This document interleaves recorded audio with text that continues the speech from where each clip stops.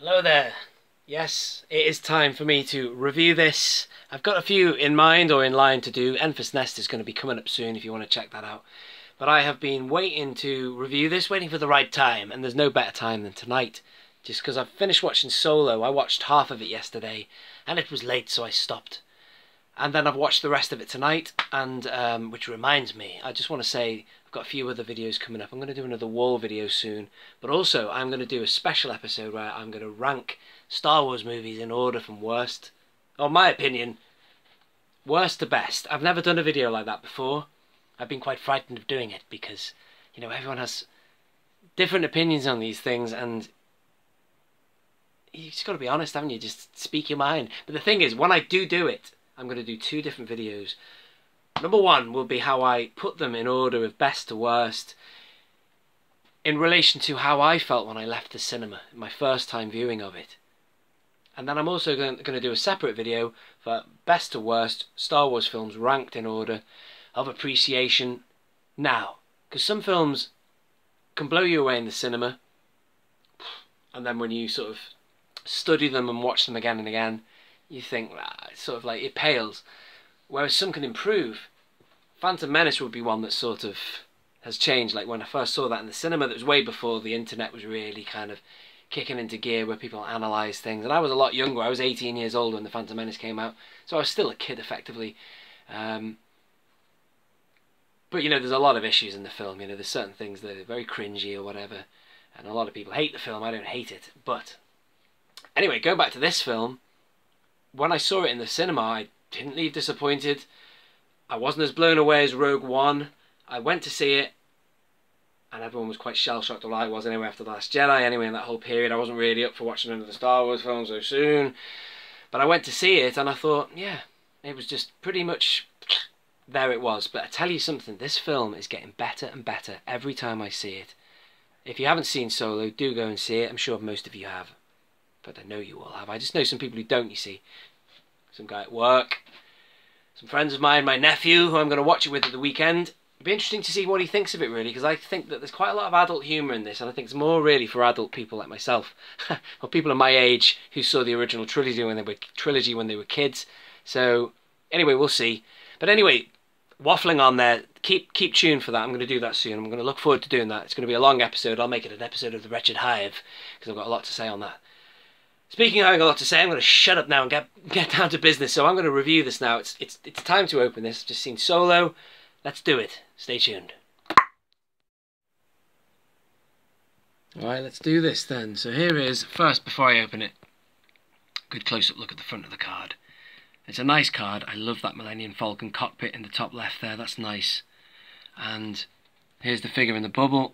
I do have an issue with the card, and that is something I've been meaning to do a video on this as well.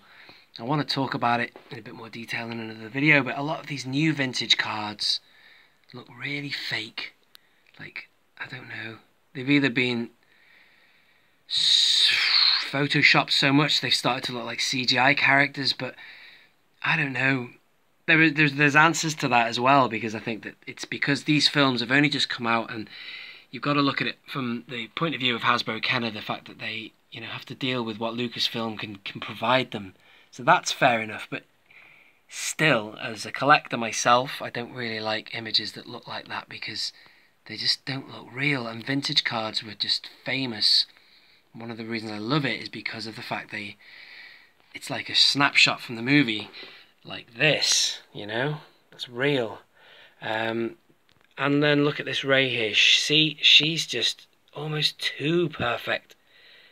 The gloss on there, you know, and the shines of light coming. Let me just angle it. See, there's almost like digital shards of light coming through there, and it's too nice. There needs to be a bit of real grit there to it. And the other thing about the card, don't get me wrong, I love this card, I like it, but yeah, these are the things I don't like. See the Han Solo logo? Why is it so small? Look at the size of that one there. And also, see, Rey Jakku, some of these cards, the font is big, some of it are chunky. You know, for a name like Han Solo, it's short like that. Why on earth is it not as big font size as Ray Jakku.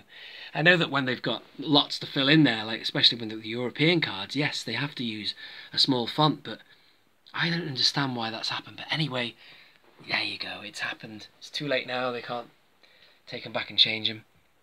But anyway, apart from that, it's a good looking card, I do like it. But those are the things I thought I would just highlight. And let me know if you thought the same, or you, yeah, agree with that one, you don't like it either. Anyway, let's open it up. Yeah, and so there he is, out of the packaging. Let me zoom in on him. Focus on him. Yeah.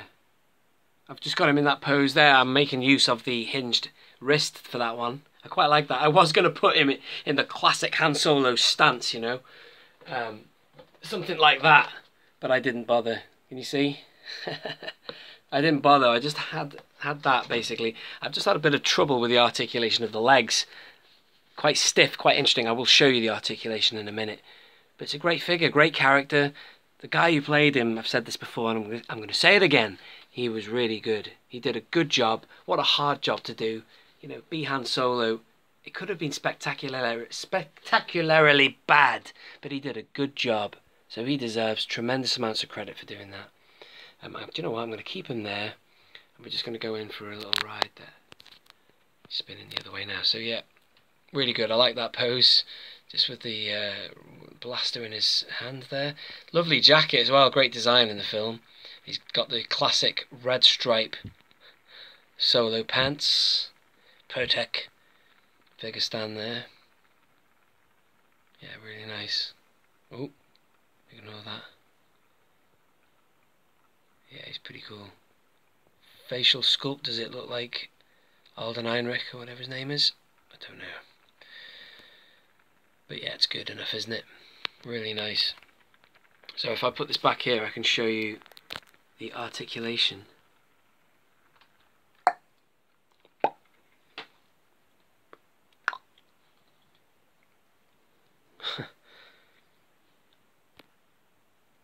Yeah. Haven't even got his finger, the blaster on properly. Let's have a look at that blaster.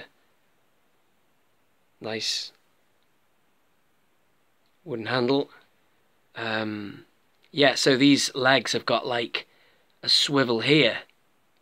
Can you see that all right? I'm really sorry. I'm not really used to doing reviews like this when I look at all the technical aspects of figures. I like the card backs, as you know, but articulated figures I love.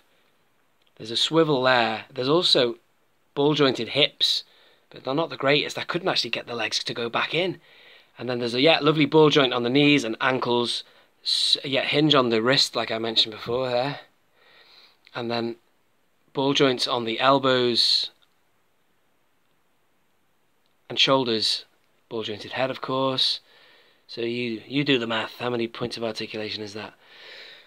But it's a good figure. I like it a lot. Really good. Speaking of that classic Solo stance, it would be something like that, wouldn't it? Yeah. The arm behind, I don't know.